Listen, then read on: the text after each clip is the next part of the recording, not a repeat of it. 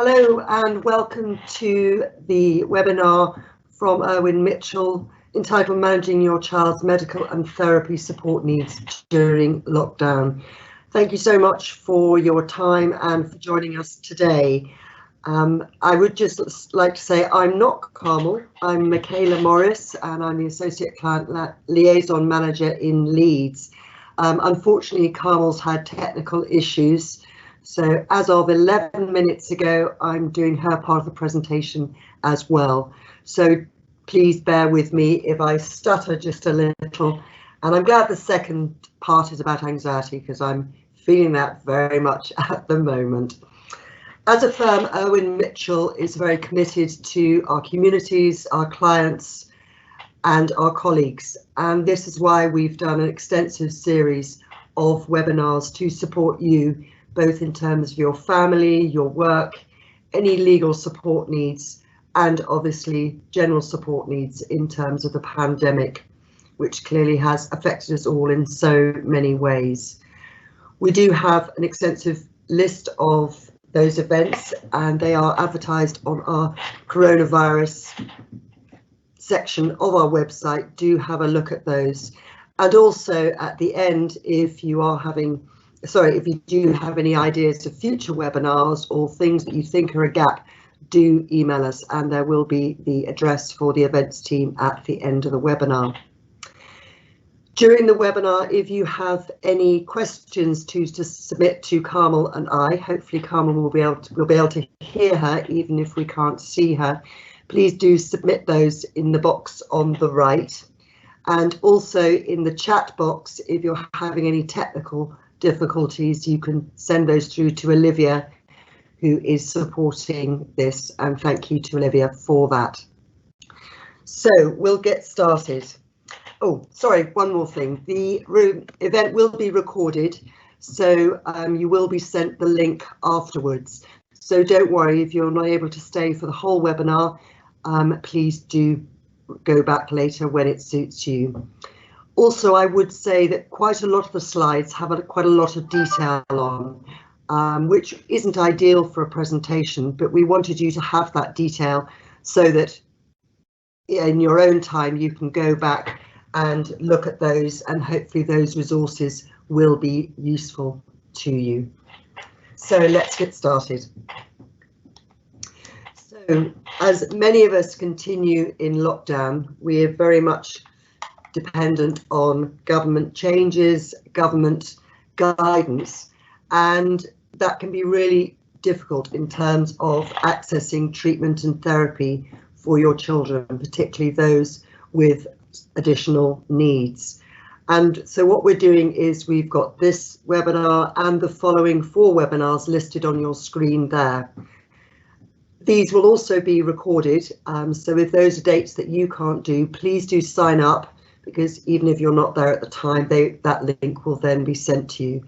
I think it's going to be a really interesting series, and it's about support accessing all different types of therapy, but also practical support from those therapists for you continuing the therapy with your child at home as best you can, recognising that isn't always easy, but obviously with schools closed and with many community services not having a full service, we hope these will be useful.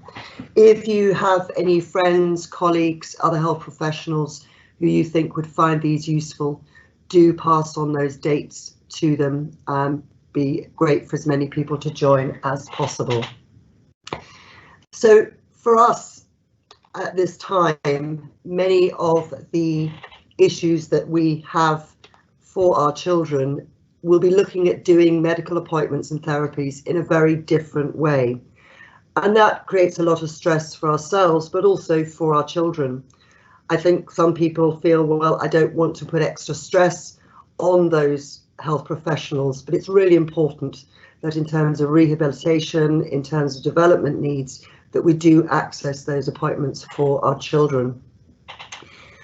Many non-emergency services, rehabilitation services are beginning to start up again, but I think obviously very differently. So we need to think about the practical considerations and also ways that we can prepare so that we get the most out of those. So what we're going to do today is to look at face-to-face appointments, video conferences, telephone consultations, how to deal with cancellations, and also how to deal with more limited contact. Because I think for a lot of people, going from the support of school, of physio, speech and language therapy, OT support, for us as parents and health professionals, but also for our children, is so much part of our routine, is so much part of our support network. So all of that having gone has been difficult. We absolutely appreciate that. And we think it's really important that we help you access those resources for your child and also feel comfortable doing so in a very different way. So let's start with face-to-face appointments. Obviously, with the guidelines, with social distancing, things will be different to the normal. And I think it's very important maybe to go through these things to help you make the most of a face-to-face appointment and also to reduce the stress for you. Obviously, check the venue. Because of the pandemic, very often clinics are being held in different places. So that might mean different parking, that might mean a different entrance. Obviously, allowing enough time for that is really important. Suggest that you look at the travel arrangements, because obviously bus timetables are different, social distancing rules are different. Some hospitals and outpatients are doing hospital transport if that's something you usually use, but I think that is at the moment proving to be quite slow and quite difficult to access. So please, allow yourself enough time for that. Obviously, there will be social distancing measures in place in the clinic or the hospital where you will be attending. And I know for some families that is really stressful for their children. So talking that through, preparing them to what it might likely look like could be really helpful. And one suggestion might be visiting a small local shop. So the arrows on the floor, the alcohol gel as you go in, getting used to people wearing masks, all those things if your child has been pretty much at home for the last 4 months. I think it's likely, and I would hope so, that all the health professionals that you come into contact will be wearing PPE, the personal protective equipment, and I think it's preparing your child for that. Also, they might not be seeing the usual staff that they see because they've been moved to other services. And that can be difficult because obviously having that relationship with them or that familiarity for your child, if that is an issue, can be difficult. So again, I think preparing them for that. And I think if you need to have someone with you, then obviously it might be recognizing that they might only allow one parent or carer and one child into the consultation room, again, due to social distancing. So just be prepared for that. Bear with me. I've got Carmel's notes on my left, so if I'm going through, please forgive me. Going back, one more thing that if your child is measured or their height is taken at a consultation, usually, because that's part of their treatment and their therapy plan, that might not be able to happen in the centre, again, due to social distancing and equipment. So it might be a good idea to take their weight and their height with you so that you have that information. Also, because of all the extra restrictions and the different appearance of the clinic, probably a good idea to prepare any questions that you have, but also if there's been any significant changes for your child during lockdown, whether it be their behaviour, their anxiety, their sleeping patterns, their diet, anything that you feel has been different since your last appointment. Because for many people it will be quite a while. The more information you have, the better the outcome in terms of treatment and planning. So next, thinking about video consultations. Obviously that's something we've all rather got used to, and I think some people find them really helpful, some people find them quite stressful. There are many advantages obviously being able to see the caller, unlike a telephone appointment, and also you haven't got the stress of risk of contamination, you haven't got the stress of travel, you haven't got the time factor of getting to the hospital or the clinic, so it can be very, very useful. And obviously your child can be there as and when needed. But it does mean, please, that you're dressed appropriately, no pyjamas, although I have seen many of my colleagues smart on top, pyjamas on the bottom. Obviously, there are disadvantages of video calls. There can be a delay or screens can freeze. So sometimes it feels like you're speaking over each other or you're worried that you're interrupting.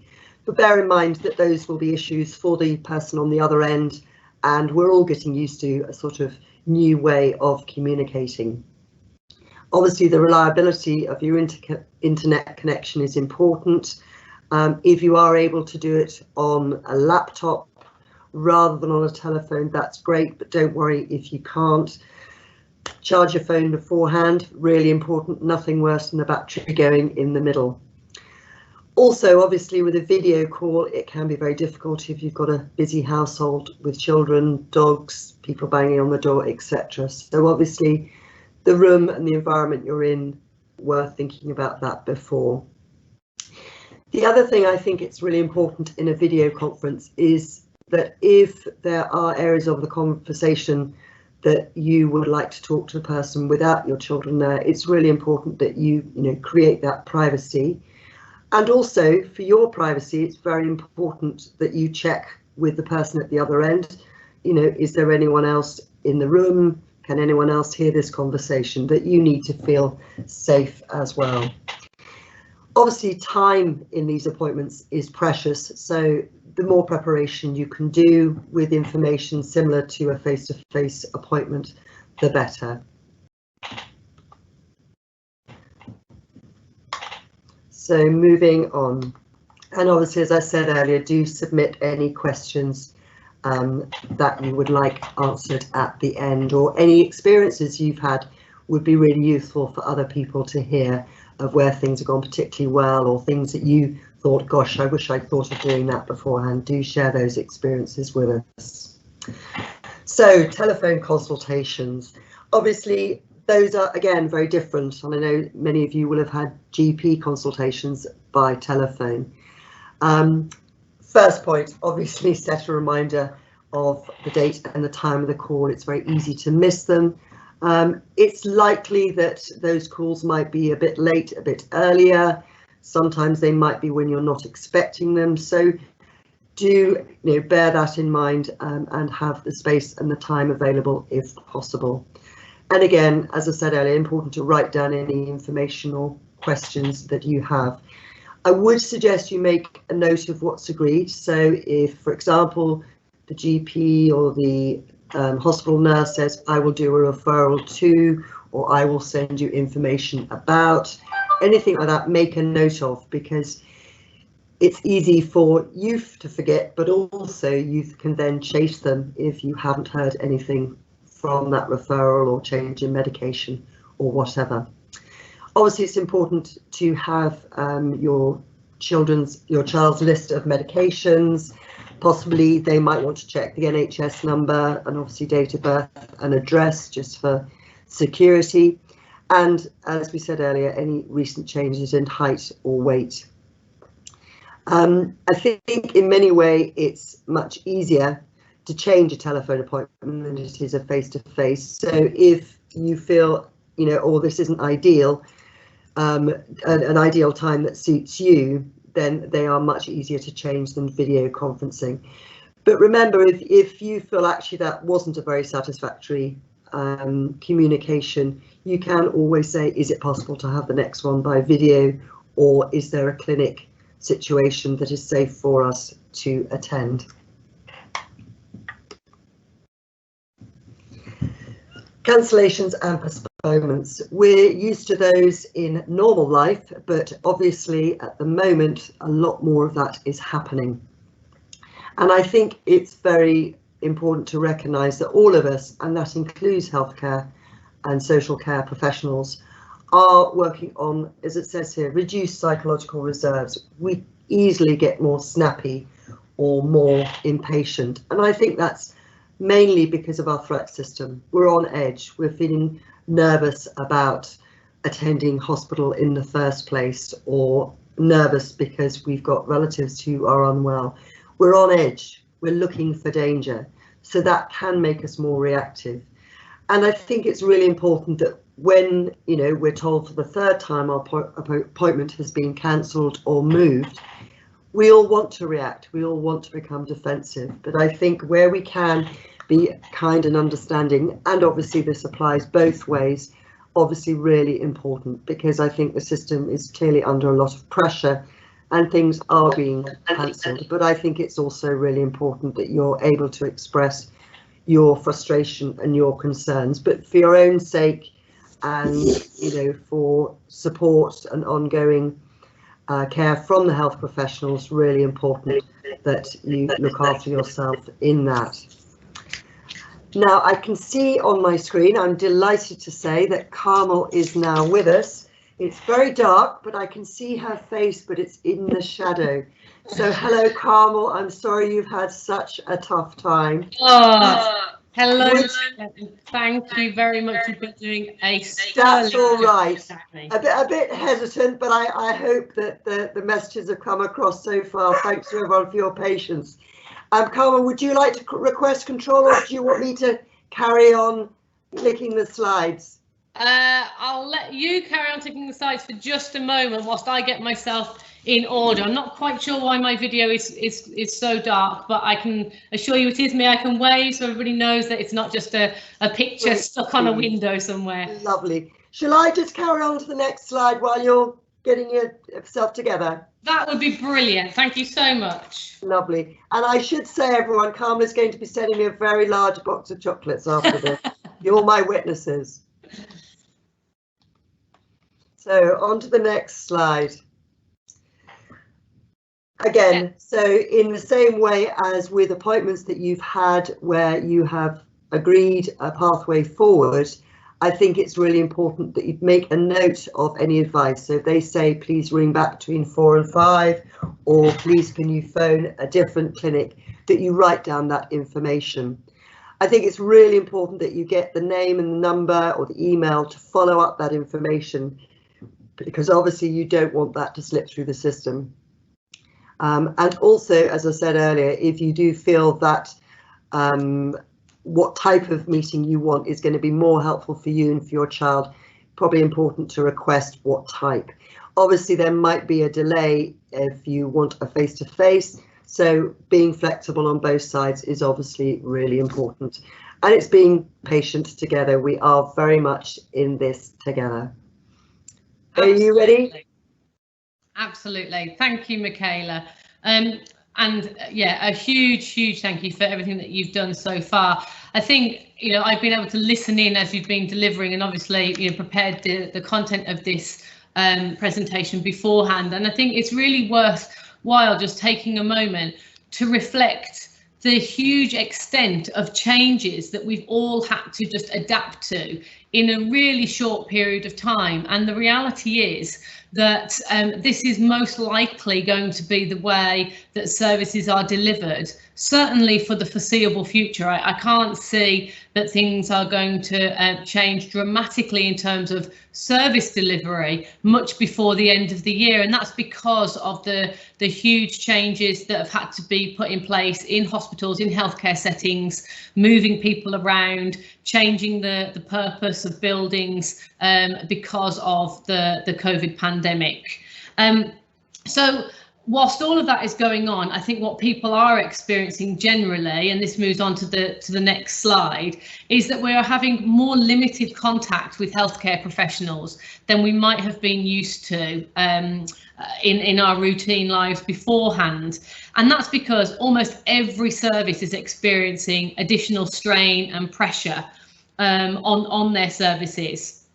So as Michaela's already said, it's really important that because of that, you record any concerns that you have.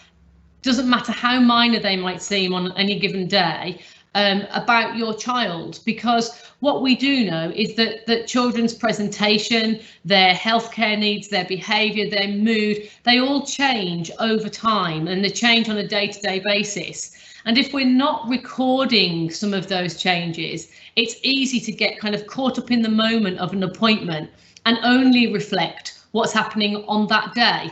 I know that I myself as a parent have reported that things are going fine because today things are fine, and I forget that last week actually things were really difficult and all of the reasons that made them difficult. So keeping that log of how your child is continuing to develop and how their needs are developing and changing over time is a really important factor when we do have less time, less contact with our healthcare professionals.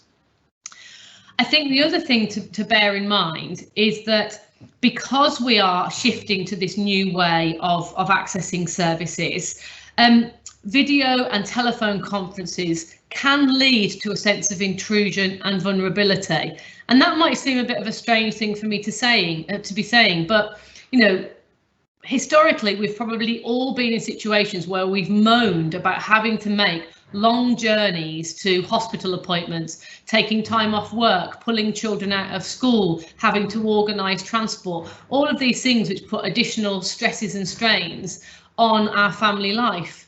But of course, we forget that there is a bit of a benefit of going away and going to a hospital or a health centre for an appointment.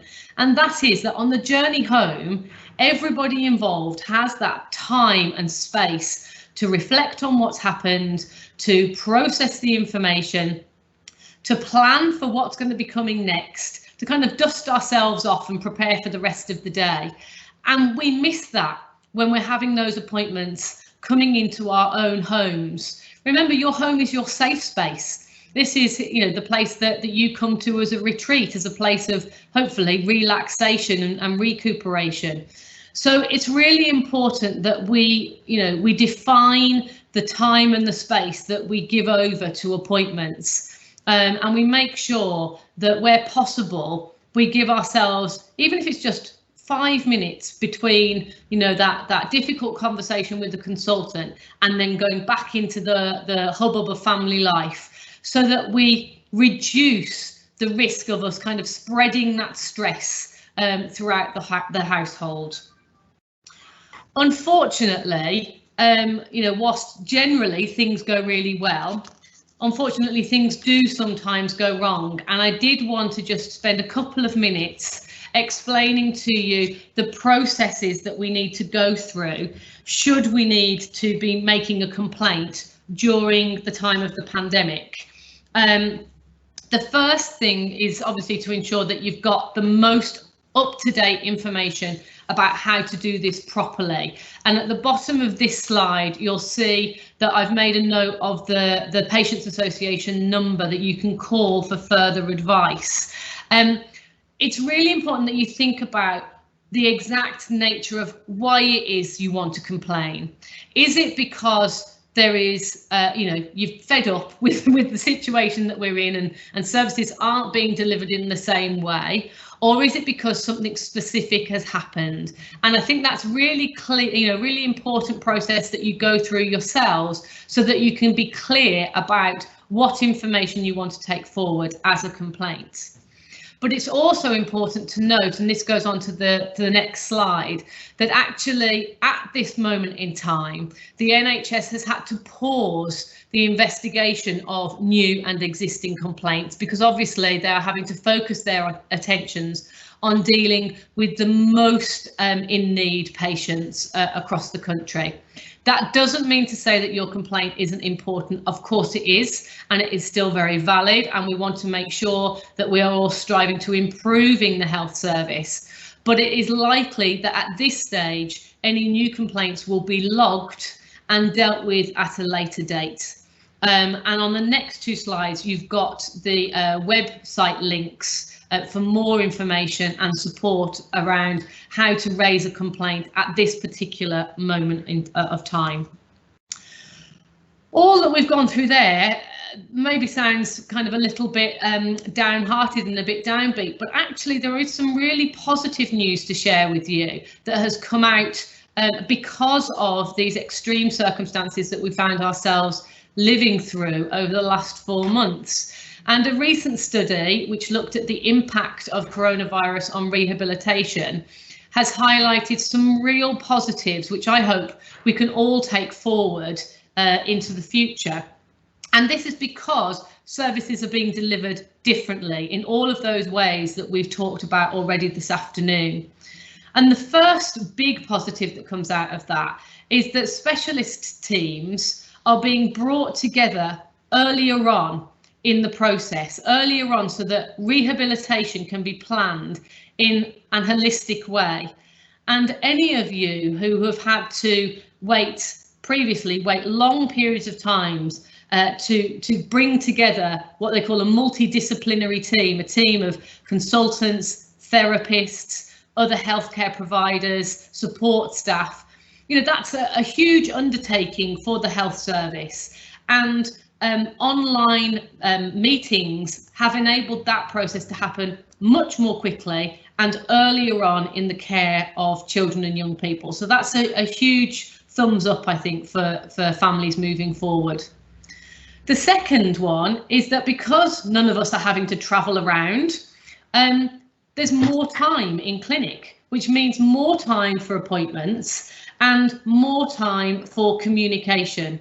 And I think, going back to something that Michaela said earlier on, this really gives parents and carers the opportunity to give detailed information about their child and their child's needs, and to help build that connection and that rapport with your healthcare provider. Virtual assessments, and these are thinking particularly in terms of therapy assessments, are enabling more time to understand a child's requirements. We talked briefly earlier that the child can be seen on screen, and they're in their own home, so they are performing in a much more natural way than they would be if they were in a clinic, a strange, unfamiliar environment to them. So there are some benefits there to being able to view the child at home, even if it is on screen. And finally, and I think probably more importantly for parents and carers, is that young people themselves have contributed to this this study, and they have said, come on, we're tech savvy, we have grown up with the internet and with mobile phones and with apps, and actually we really like to be able to engage with this on our own terms, in our own homes, in a way that we feel really comfortable and familiar with. And that has enabled them to feel more relaxed and therefore more honest and open with therapists and consultants, and more able to engage with therapy online. So I thought, that was a positive news story to sort of end this part of the presentation with you. As we've identified on all of those previous slides, a critical part of managing all of these healthcare appointments involves having to manage our own anxiety and stress levels, and the anxiety and stress levels of our children. And that's why we have taken the time in the second half of the presentation today to really focus on and think about how we can understand better our family's well-being, and hopefully give you some tools that will support improving your mental health at home. And I'm going to hand over to Michaela at this point. But before I do so, just want to remind you again that you can submit questions at any point throughout the presentation. We have had a couple of questions come through already, and thank you for those. We will respond to those at the end of the presentation. Michaela, over to you. Do you want me to take control and move the slides for you? No, I'll do that. Thank you. OK. Thanks very much.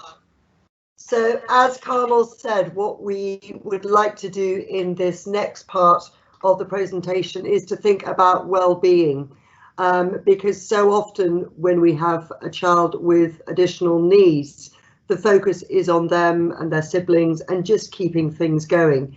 So it's about looking after your own well-being, but also identifying, addressing the well-being and mental health within your family.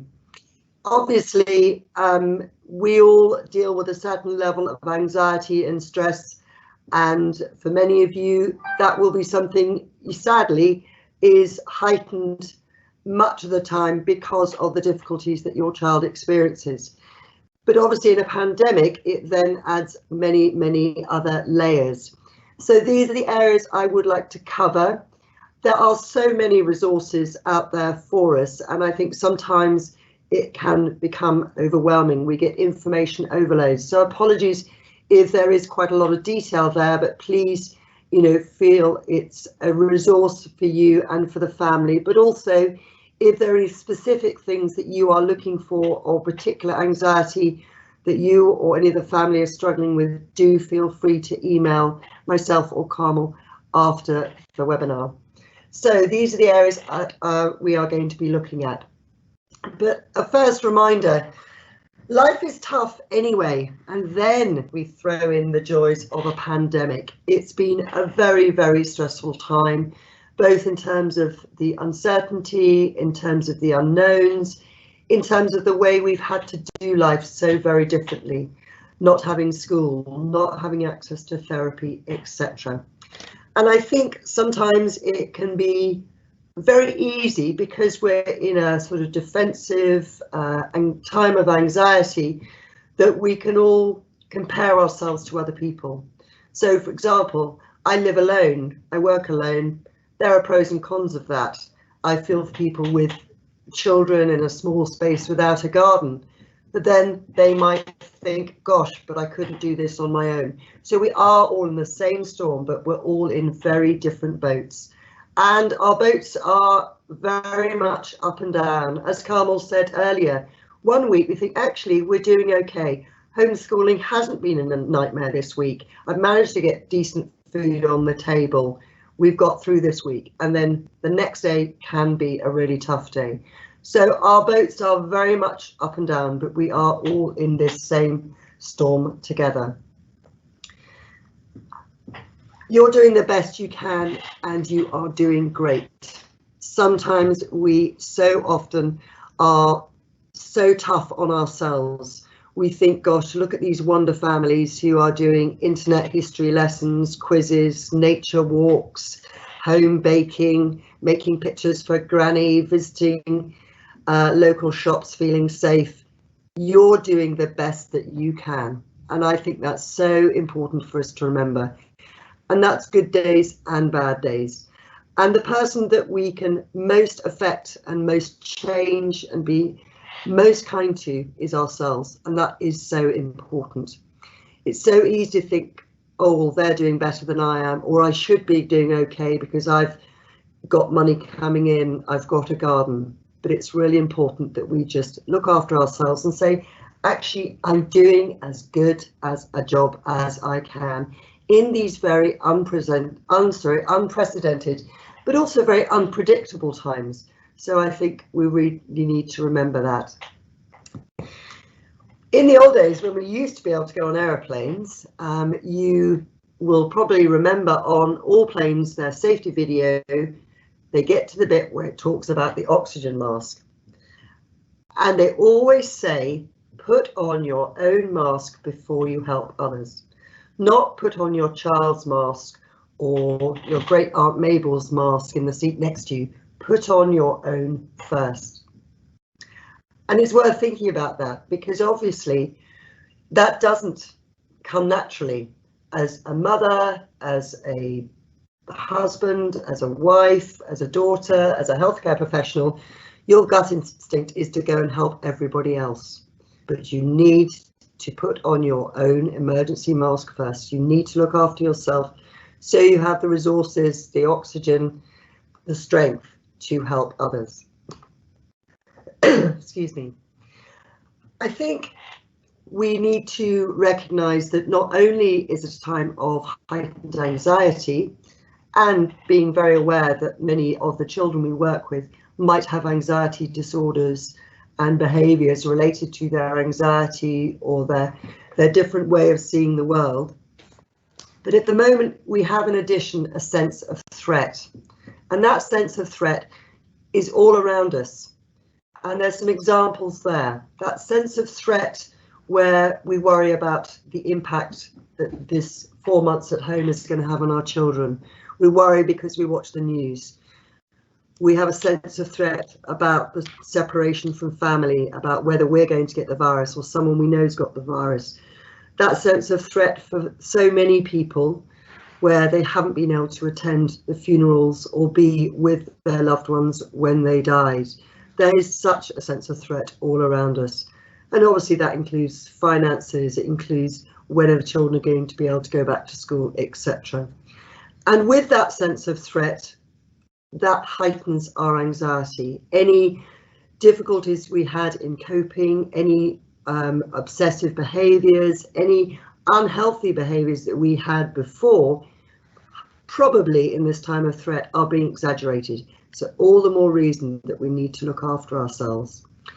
And I'm sensing, and from conversations with clients, with friends, with colleagues, that actually, in a way, this post-lockdown, the grey time, in a way, is more stressful.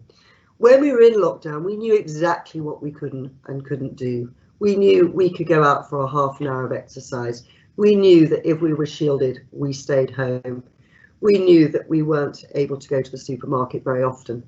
Whereas now, in that grey sense of, well, do I wear a face mask, don't I? Should I go to that place because it's going to be busy? Can I visit the grandparents? Do I keep that distance?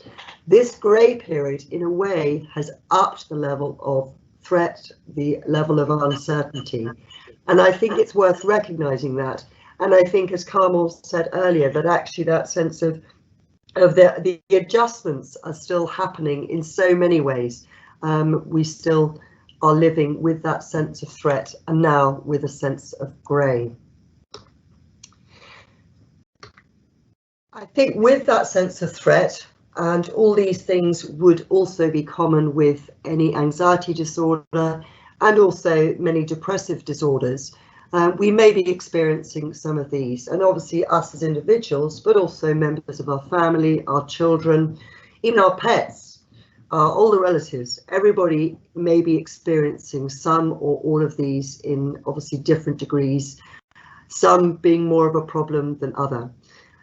I think one thing I really want to focus on is that last one, more emotions, and very much more up and down emotions. From 1 hour to the next, we can be angry, sad, tearful, snappy, irritable, but also emotions of feeling much more connected. So feeling quite emotional when we had the clap for the NHS, or when our next door neighbour's children wave through the window, that actually we can be moved much more easily to tears, or to a sense of, gosh, I'm really glad I live where I live, or the goodness of people. We've seen so many acts of kindness, but also we might feel really angry about things we've seen on the news, or people having eye tests in Barnard Castle, or whatever it is, that our emotions are much more on edge, and we're much more reactive, we can be much more defensive. So rather than doing that reflective, how am I going to deal with that, we just dive straight in. And I think being aware of that and being able to step back is so important, which is why in the next few slides I'm going to look at ways of managing that anxiety.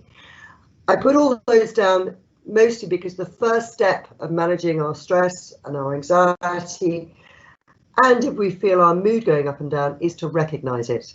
If we just keep going in that hamster wheel, nothing is going to change. So recognising it is so important.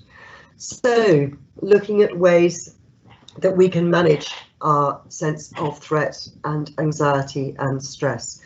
Excuse me. When we're in our threat system, so as I described earlier, where we're looking for danger, we're feeling unsafe, we're on edge, we're feeling lots of worries, we're in what we call our threat system. The alarm bells in our head, the feeling on edge, related to the fight or flight, that sense of danger. The other part of our brain and our system, which is much more helpful and something that we're perhaps accessing less of, is our rest and digest system, our autonomic nervous system, which is the place where we rest, we digest, we relax, and we allow the brain and the body just to recharge. If we're constantly on that sense of threat, those physical sensations that I mentioned in the last slide can just increase, can overwhelm us. So it's really important that we both recognize when our body is in that system, but also get used to it being in the other system. It's not difficult to access, but we do have to practice it, and we do have to do things very proactively to get that balance better. I know a certain colleague of mine who's sitting on the other end of the screen, Carmel, who had a really tough time with her tech yesterday. And her way of coping was, that's it. I have to walk away from my computer, leave the kids with my husband, leave them making tea, and I'm going to go for a run. That's her way of coping. That is her accessing her rest and digest, so that she can come back in and restart and rethink and reset the clock, if you like. So we all do it in different ways. It doesn't have to be a 10-mile run. It doesn't have to be a 3-hour relaxation session. It can be just short bursts. So playing music, getting some fresh air, and a very, very simple one, which is the next one there, is deep or belly breathing. The breathing technique I will come back to, because I think that is such an easy one for all of us. When we've got a household full of kids, actually having time for ourselves and just waiting and building it up till right at the end of the day when hopefully they're all asleep is nice to look forward to, but actually what we need to do is access that part of the brain as regularly as we can to stop the build-up of our anxiety, the physical sensations, and all the emotions and behaviours that come with it. So I will talk a bit more about the breathing in a further slide, because it's free, it's easy, and well worth doing. The other thing is thinking about our thoughts. Clearly, we are struggling with negative thoughts, anxious thoughts, thoughts that perhaps were things that we weren't worrying about so much before. And I think in relation to accessing medical appointments and therapies for your child, those thoughts will obviously be escalated. They're worries that you didn't have before. They're battles you're thinking, oh no, how am I going to get through this? So we can't control those thoughts coming in. They pop into our head. What am I going to do if? How am I going to do whatever? But what we can do is we can control what we do with them. So we can have a worry thought like Carmel, oh my gosh, if I can't get onto my computer, I'm not going to be able to access the presentation. If I can't access the presentation, my boss is going to be really cross with me. Oh no, I'm new to the job, they're going to sack me. If I get sacked, I'm going to lose my mortgage, etc. We can't control that initial thought, but we can control what we do with them. In that example, Carmel could have escalated it full into panic stations. I nearly did. You nearly did. I'm glad you're still here. Absolutely, I nearly did, and I think that's really worth saying, because, you know, after yesterday's difficulties with the IT and thinking that those had been resolved, I was already on high alert. So when I had issues today, it didn't take very much more to tip me over the edge. And I think, you know, I'm quite happy to be the guinea pig who's sharing their story to illustrate exactly the points that we're making here. That, you know, everyday life experiences are all contributing to our threat, anxiety and stress responses, and learning the ways to be able to tap into and make the most of that rest and digest system become increasingly more important for everybody. And I think, thank you, and I probably should have asked you first if I could use you a guinea pig, but it's such a, you know, a relevant example, because I think you're so right, Carmel, that we can go from feeling stressed and thinking, help, how am I going to deal with this, to tipping over the edge very, very quickly. And obviously, when we are tipped over that edge and we say things that aren't helpful, we do things that aren't helpful, it's harder to backtrack. So actually, sometimes when we hear that initial thought, this very simple question, is this helpful? Is it helpful, me going down the line of help, I'm going to lose my job, what am I going to do? No, it's not helpful. It's not going to change anything. It's going to escalate the worry. And actually, when we're in that state, we're not very practical. We don't think, right, what I need to do is I need to send a message to say I'm having problems. Can we have a plan B? We can deal with it. Whereas when we go over the edge, our sort of problem solving skills go out the window. So that question is a really helpful one. Is this helpful? If the answer is no, then I'm going to do something different. I'm going to think about it differently. I'm going to go and do something differently. I'm just going to change what I'm doing and my thinking so that my behavior doesn't get out of control.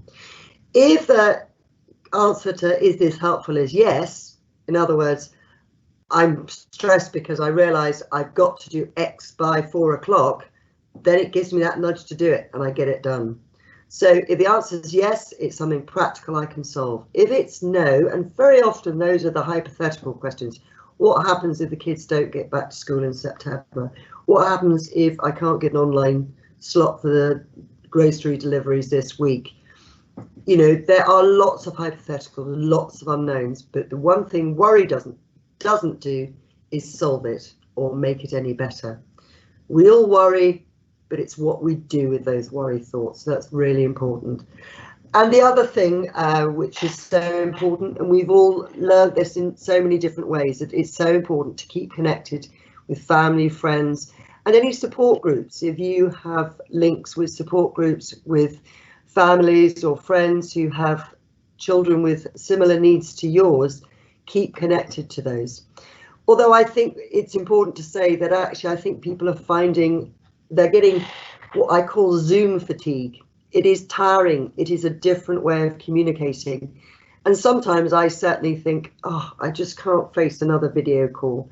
I'll just have a quiet evening. But sometimes it's actually I need to talk to someone who gets it, even if it's just to see their face.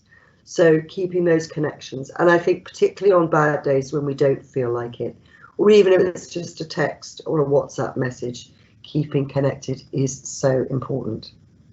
Absolutely, Michaela. And I would just add on that point, I think sometimes we need to remember that it's quality over quantity when it comes to connections and communication with other people. Yeah.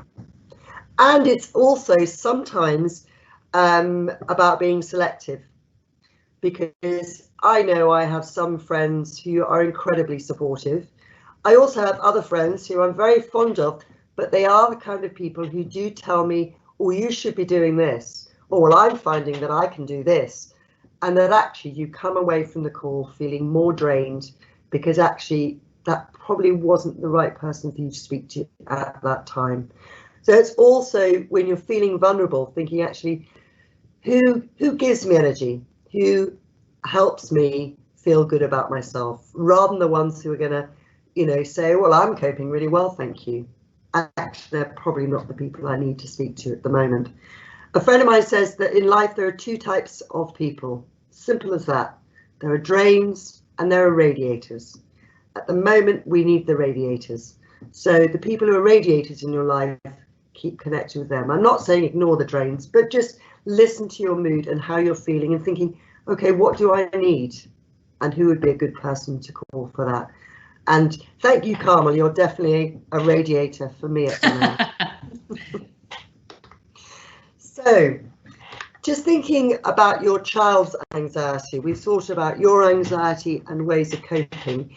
And I think it's really important that many of our children that we work with and that your children will have behaviours and issues with anxiety pre-COVID-19. And obviously, this is a time where those are heightened. One thing perhaps we have with our children, which is on Sundays a huge bonus, other days probably makes you want to tear your hair out, is we do have more time because we are more home-based. And I think helping your child recognise the signs of them becoming more anxious, so whether they're sort of trigger behaviours or physical sensations, helping those recognise their signs, because obviously if we can nip them in the bud or we can do something about it. It's a bit like that thought cycle we had earlier with Carmel, that if we can recognize it early, we can do something about it. And I have got a diagram a little bit later with a way of doing that, because sometimes children do want to talk about it, but actually in the heat of the moment, very often they don't. So very often it will be after the event, say, okay, I could see you were getting anxious. How do you know that you're getting anxious? How do you feel? Where do you feel it in your body? Helping them identify when things are building up, and building up those skills is so important. Also, because we're all having a lot of change at the moment, where there is preparation that you can do with your child, and it might be going to a clinic in a new place, or seeing the doctor on the video for the first time, or as many children will be doing, changing class, changing school. Actually, the preparation we can do, whether it would be through play, whether it be through doing that journey for the first time, whether it be trying on the new school uniform, whatever it is, the more preparation we can do, the better, so that we can observe their levels of anxiety and see the areas of things that are particularly concerning to them. Also, I think children, as we all know, feel and pick up on our being very anxious, our being overprotective. Those things are very natural, but again, where we put on our own oxygen mask first, it's about thinking, actually, if I'm dealing with this in a more healthy way, in a way that is less threatening, that is going to help my child. Because obviously, if our anxiety is at a higher level, they're going to pick up on that, and they're going to learn how to react to things, how to react to people from us. And I'm not saying that we all go around in a bubble of serenity, because that's good for our children. I'm realistic. It's about saying, actually, if I know my anxiety and I can manage it better, I'm going to be much better equipped to help my child. A little bit there about distraction. Obviously, that's a very small example, but you'll know what works for your child. You know your child better than anyone. You know the things that are helpful and the things that are unhelpful. But also recognizing that we're in a state of anxiety. A lot of the things that people do that they think are helpful are actually really unhelpful. Oh, stop worrying. Oh, you're really anxious. We all say those things, but they're not helpful. So again, that reflective time of when you're really anxious, what's helpful? What do you like me doing? What do you not like me doing? Because in the same way that if I'm anxious, Carmel might say something that's really helpful or something that's really unhelpful. But unless she knows what works for me and how I deal with anxiety, then it's not fair thinking, oh, why does she always say that? Or I wish she wouldn't do that when I'm anxious. So it's giving that chance to reflect. And that can be done through drawing, it can be through an anxiety chart, it can be through identifying the trigger points. And there are lots of resources out there for that. One of the resources, that I think can be really helpful is very simple drawing. Even I could draw a very simple body shape like that. And it's about naming anxiety. Partly when we do something on paper and we do something creative, we're immediately tearing down the threat system because we're focusing on something else. Also, when we get it out on paper, it's that sense of actually I'm looking at my anxiety rather than feeling it. If I've got butterflies in my stomach, for example, if I put my hands on my stomach and go, listen to those butterflies, I often can turn the volume up because I'm focusing on them. If I've got a headache and I'm thinking, gosh, my headache's bad, and I just sit there listening to it, what do? I turn the volume up of it. So by putting it out there and actually drawing it, so it might be tingling in our legs, it might be a headache, it might be heart racing, whatever it is. Also, I think with children, there's much more likely chance for them to talk about it if they can actually see it. And as most anxiety signs that we first feel are in our body, then obviously recognizing those and naming them is really important.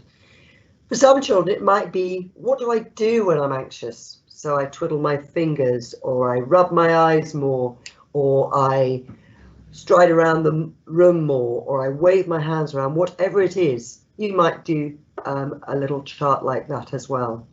But the thinking, the behaviours and the physical signs, recognising those are really important.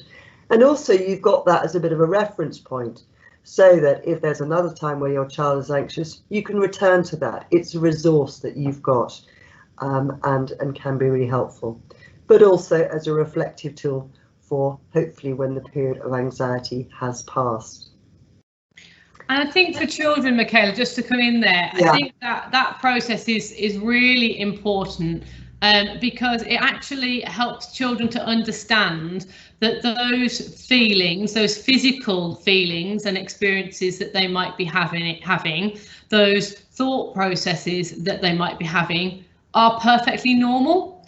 And it prevents them from feeling as though that's something that makes them different or strange or otherworldly, that you're actually acknowledging that worry and anxiety and negative thoughts are part of the same spectrum of life as the joy and the happiness and the excitement that we will feel at other times. And I think for younger children going through this experience with us, that's a really important message to give them.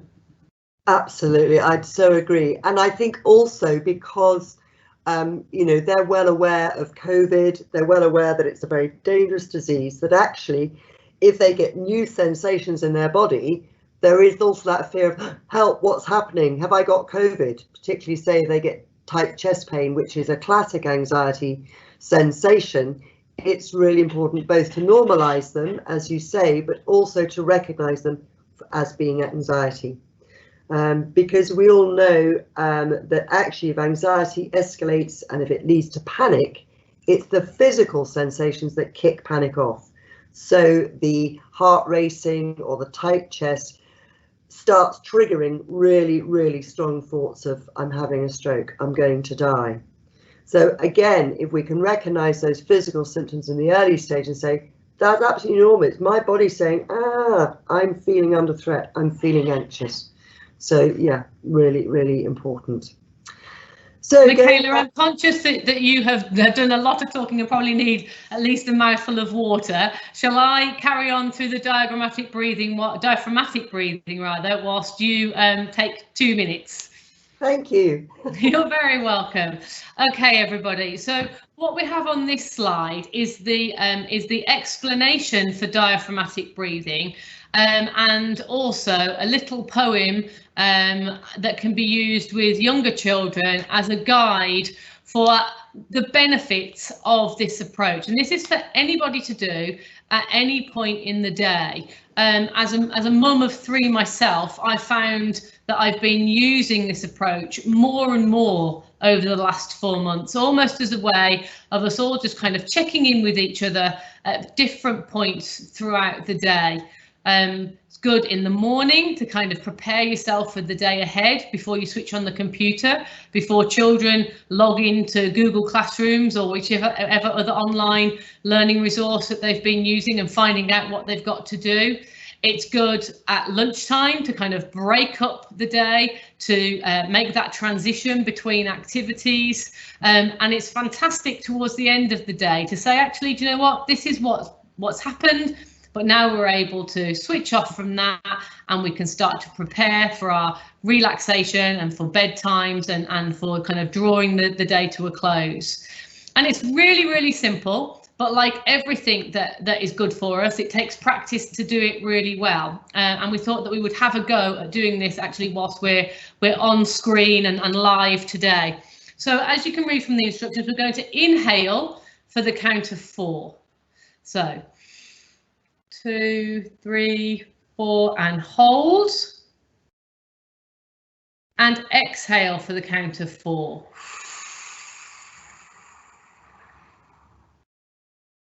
And you should be feeling this breath in your belly. I call it belly breathing with my children. As you breathe in, you should feel your belly expand like you're blowing up a balloon. So we're going to do it again. Breathe in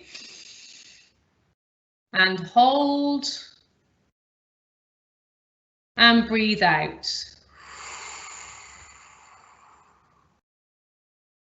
And even doing that just 4 or 5 times in repetition can help to slow our systems down. It can help to regulate our breathing, regulate our heartbeat, and, as I say, starts helping us to connect with that rest and digest system. And the little poem on the other side of the screen, as your child is doing that, you can be reading to them. I'm a little frog sitting still as can be. I see all the things that happen around me. I take a breath in, I let it go out, over and over again without a doubt. I'm a little frog sitting still as can be. Peaceful and quiet is how you find me. And I just think that's such a lovely exercise. It takes not even 2 minutes to do, but can really help to just reset the mood and the temperature in any room with anyone. Thank you so much. And I think it's about the sort of chemistry of it. It's getting the balance of carbon dioxide and oxygen. So oxygen in, carbon dioxide out. Because so often when we're anxious, we start doing shallow breathing. We probably don't even notice we're doing it. And it's a really good way of balancing the system. And also it's getting our bodies and our minds used to being relaxed, because oftentimes we're not. So a great thing to do. You might want with your younger children to do it to a count of 3. I think the counting is really helpful because the mind focuses on the counting rather than on the breathing. And also it's something that more they practice, then in a time of anxiety, you can use it then. But trying to do it in a time of anxiety is harder if you haven't practiced it. So yeah, multiple times a day. I found supermarket queues are a fab time to do it. And I actually, when I do it, particularly if I'm stressed, I notice that I feel slightly heady when I first do it.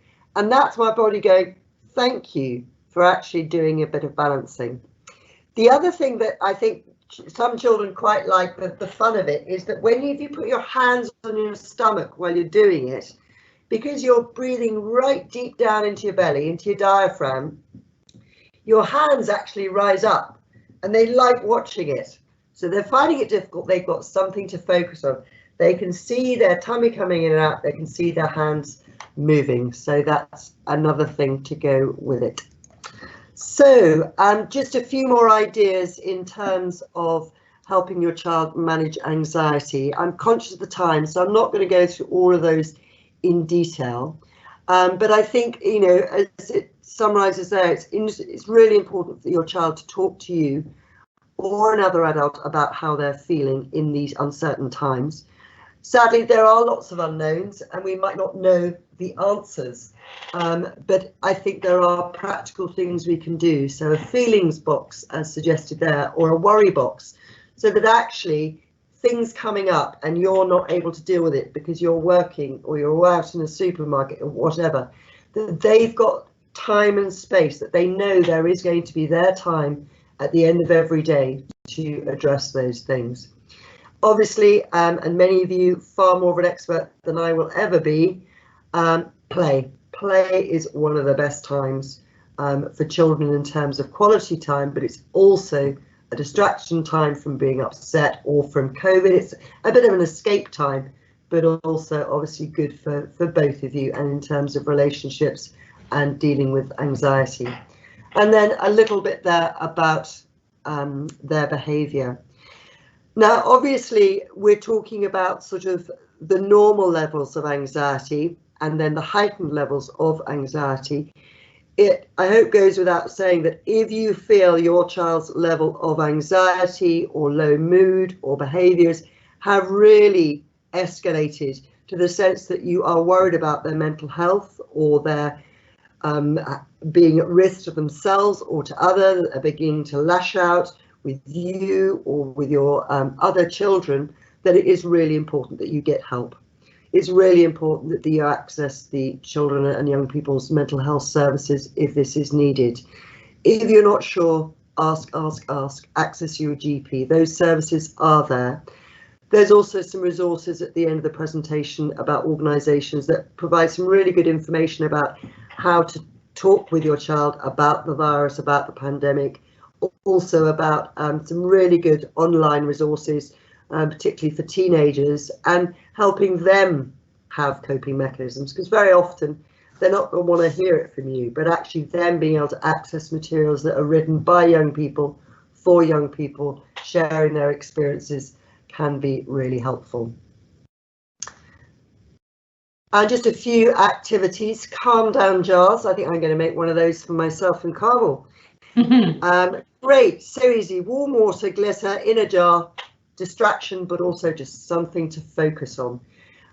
We hear a lot these days about mindfulness and how it's a really good thing to do, but it takes a huge amount of discipline and effort. Something as simple as a calm down jar is mindfulness. It's about focusing the mind on something that's beautiful, unpredictable, and just there to use as and when needed. And then a few ideas there. One I love is blowing bubbles.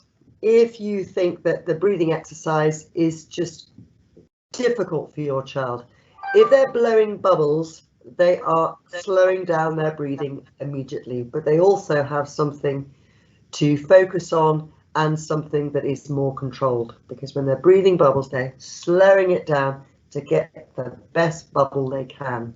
And again, it provides a focus and distraction for the mind. And there's just the worry box again for you as an idea. And I just want to go back to that blowing bubbles, Michaela, because I know that there may well be parent carers on the call today whose child can't blow bubbles themselves, but actually sharing that activity, sharing that experience with them has the same effect, because if you as the parent carer are slowing your breathing down for the act of blowing bubbles, they will connect with you and it will have the effect of helping to calm them as well. As well as being a joint activity. Yeah, and absolutely. Joy to share. Yeah, thank you for that, Carmel. The other thing that I wanted to mention was this sense of a loss of control. We've got so many uncertainties, and I think those uncertainties, and I think for children particularly about when am I going to see my friends, when can we go and stay with Granny, when am I going back to school? There's a whole host of things that we can't control. This circle of control is about helping children identify what they can control. So bringing that focus back to what they can control. So things around their routine at home, things around what they wear, what they eat, what they choose to do, what the things that you as a family can control, and actually focusing on those. That is really important. And of course, with that comes the advice that it's so important that children at this time, even more so, have routine. Because actually routine is something that's familiar, it's something that's safe, it's something that's predictable. And as many of our children actually, we know, thrive on routine. So term time compared to holiday time, we've had almost a sort of, is this a holiday feeling? Oh no, we should be homeschooling. Really difficult to manage. And I admire everyone who's keeping going with homeschooling. But the routine still needs to be there. Even if it's not as rigid as we're doing maths now, French now, number work, reading work, etc. But things like when are we going to eat? When are we going to go for some fresh air? All of those things. A bedtime routine, really important. So that having control, routine is a big part of that. But help them see what they are in control of, and also. And maybe there are things they're doing at home that they weren't doing so much of before, whether it be helping with baking, whether it be with chores, whether it be spending more time with their siblings. So, you know, again, bringing the mind back to what we are in control of rather than focusing on what we're not in control of. So just a few more slides, and I'm sorry it has taken longer than we expected. So just a positive affirmation, both for you and something you can use with your children, because every day is a new day. Every day is a chance to start again on that routine, on homeschooling, on getting some exercise, on eating less chocolate, or whatever it is. And it's about saying, actually, the way I get out of bed, the way I start the day is setting the tone for the day. And it's also saying, actually, whatever comes today, I can manage it. But it's also reflecting on when I'm low, what do I do that's helpful? What do I do that's not so helpful? So again, that reflection time and something you can do with your children.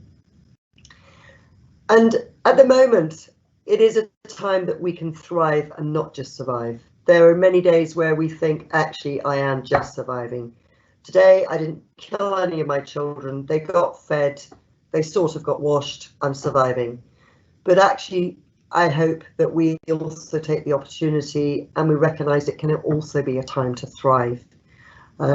We all know there have been good things, so less travelling, more time with our families. That might not always feel a good thing, but mostly, you know, we need to focus on those things. And there are some tips there. And I think the one that I'd really stress is the not trying to be perfect. You know, we all started with good intentions. Joe Wicks every day, health eating every day. Perhaps we're getting out of that, but that's okay. We don't all have to have good days every day. There will be good days, there will be bad days. And it's making sure that on the bad days, we don't beat ourselves up and we just start again the next day.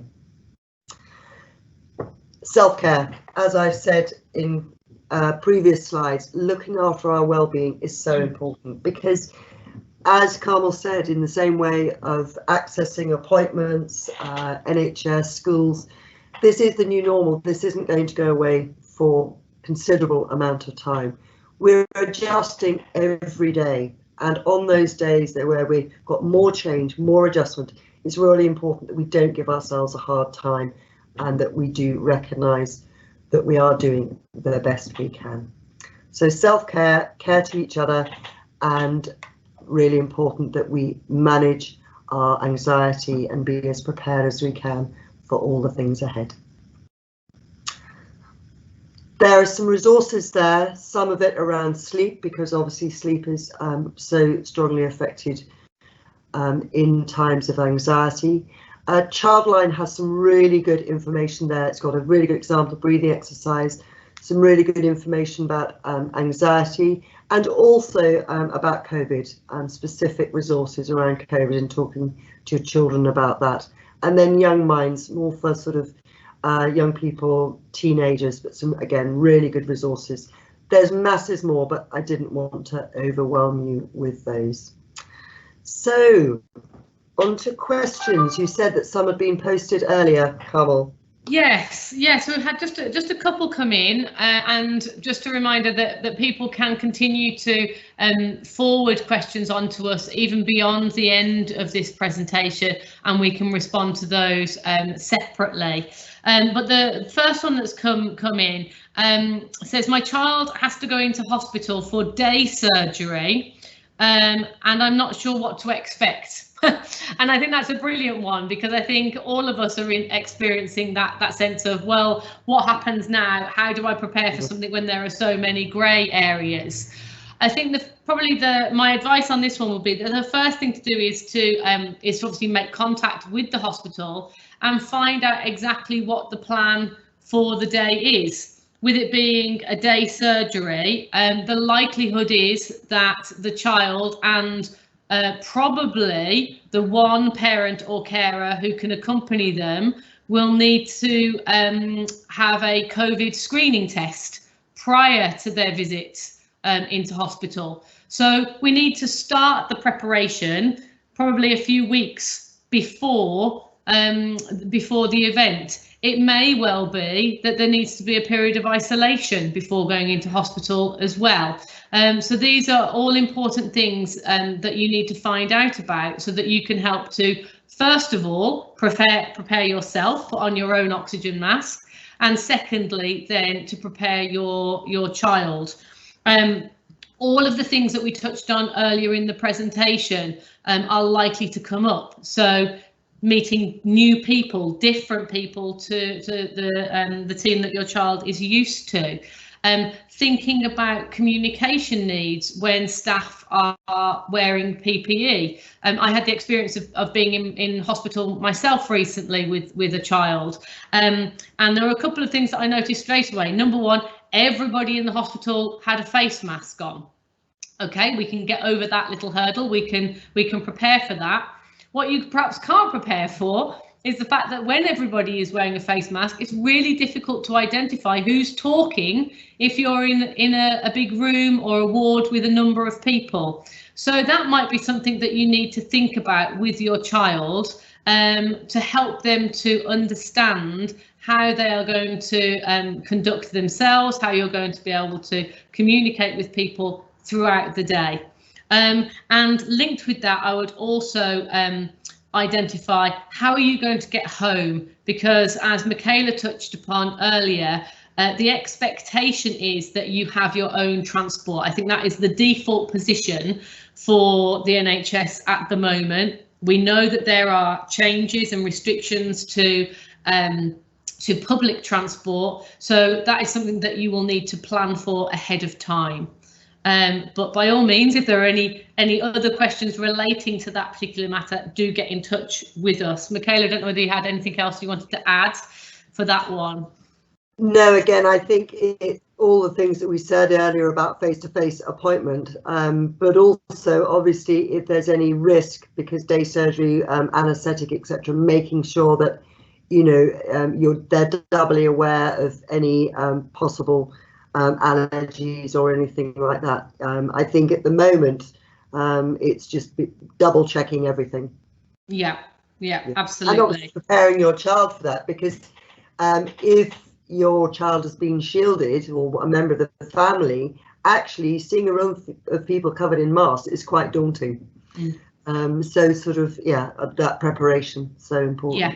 And using as many visual prompts as you can. There's plenty of stock photographs online now that you can use to show people with the face screens, with face masks, with PPE, and those can be really helpful to prepare children for what's ahead of them. So the second question that's come in is perhaps a little bit more general, but one I think that most people may be able to relate to. And this says, my child has become very anxious about leaving the house, particularly about getting in the car. And they're wanting some advice about how they support their child moving forward with this. The one thing that came to mind when I read this question earlier, and know that Michaela's only just hearing it for the first time, is that I think it's really important for everyone, children especially so, to feel like they have an escape route, that they have a plan of action that they can fall back on if things get really tough for them. And although we need to be able to encourage our children to obviously start making those steps out into the big wide world again, and to regain and rebuild those social connections, they also need to know that it's okay for it to be on their terms, and that if some days it's just too hard, that's okay.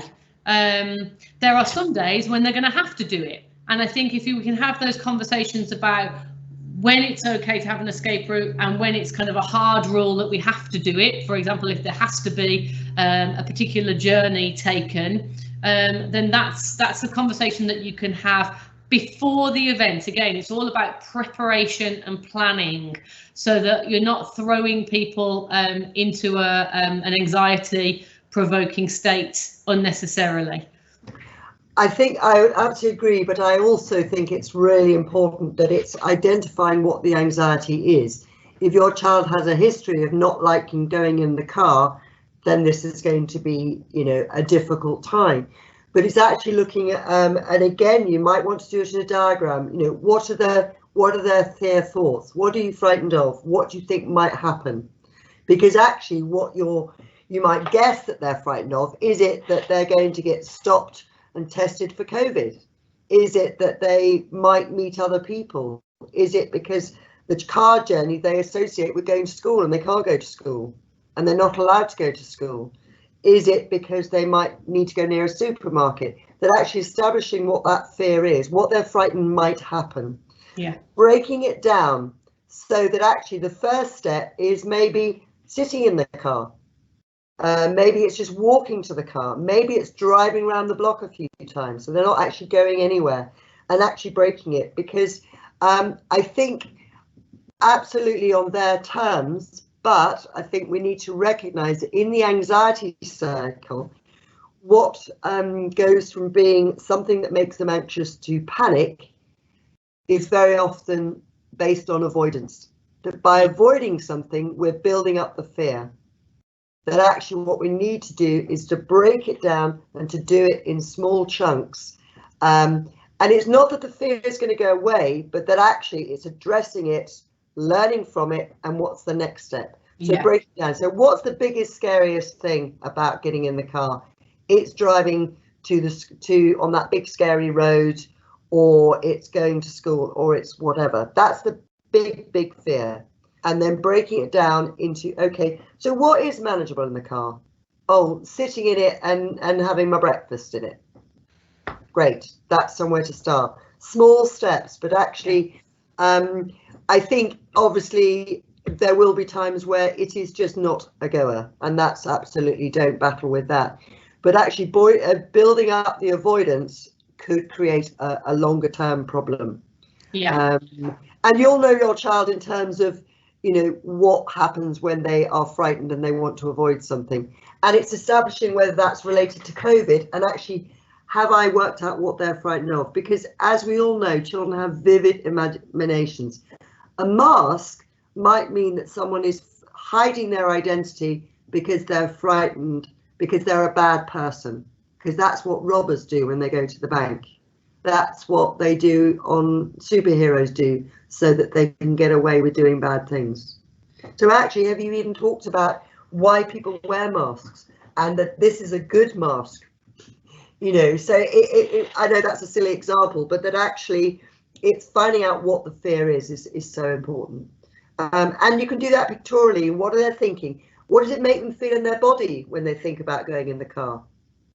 You know, again, back to where are you feeling it? What's it about? Yeah, I think answer for a short question. No, I think with all of the issues that we've talked about today, they all require a long answer, don't they? Because there's never going to be just one thing that is the solution. It's about unpicking it. It's about understanding where it's all coming from, so that we can understand for ourselves, and then we can help our children to understand it as well. I'm really conscious of time. I don't want us to kind of get kicked out of the system prematurely. So I just want to highlight to people, going back to the first couple of slides. This was session 1 of a 5-part series. Our next session, which is coming up in just a couple of weeks, on the 15th, I think. I'm now looking for the slide myself. Is focused on speech and language needs, and that will have, again, a much more practical element about the things that you can do at home to support your child's speech and language needs during lockdown, when they may not have as regular access to healthcare and therapy support that they have had previously. That's the 29th of July. Sorry, 29th. Thank you. My dates are all over the place. And the other one that I wanted to highlight was that it's because it only came out this week, and the date has not yet been confirmed, is for a session about sensory processing and planning to return to school and to nursery, and that will take place at the end of the summer, with Shelley Williams from CPPS, and she will be looking at how we re-establish routines, how you get children back into perhaps slightly less comfortable clothing, school uniforms and ties and school shoes, and thinking about the processes that we all need to go through, but particularly for those children who may have a sensory processing disorders or just heightened sensory experiences at this moment in time. I think that would be a really, really useful session for a lot of people. Yeah. And just a reminder that, as I said earlier, there is a whole range of events and support information on the Owen Mitchell website. Do feel free to access that. But also, if you do have any ideas of events that you think would be useful, of something that you're struggling with in terms of the virus and support needs in terms of your child's care, but any other issues, please do let us know, and the events email address is there, or you can always send it to Carmel or myself and we can pass it on. Thank you so much for your time. I'm sorry we had a bit of a rocky start, but it's good to have us both here now. And obviously keep well, keep safe, put your own oxygen mask on first, and I hope this has been useful. Thank you very much, and we'll see you next time.